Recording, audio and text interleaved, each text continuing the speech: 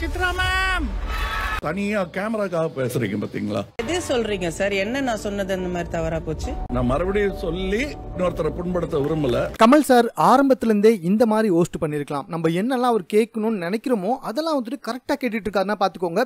விசித்ராவுடைய total image damage ஆயிடுச்சு அப்படின்னு சொல்லலாம். என்ன காரணம் அப்படின்னு சொல்லி பாத்தீங்கன்னா, தினேஷுடைய பர்சனல் லைஃபை பத்தி, அவர் கூட அவங்க வைக்கலாம் வாழ முடியாது, திரும்பி வந்துடாதமா அப்படின்ற மாதிரிலாம் வந்துட்டு இவங்க கேமராவை பார்த்து புலம்பிட்டு இருந்தாங்க, பேசிட்டு இருந்தாங்க. இதை கரெக்டாக கமல் சார் வந்துட்டு கேட்டாரு, ரொம்ப தெளிவாக விசித்ரா கிட்ட கேட்டாரு.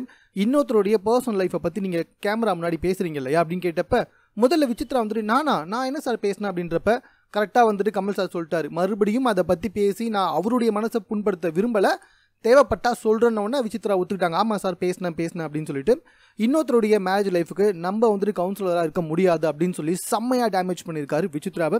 ஸோ இது சம்மந்தமாக உங்களுடைய கருத்து என்னன்றதை கமெண்ட்டில் தெரியப்படுத்துங்க.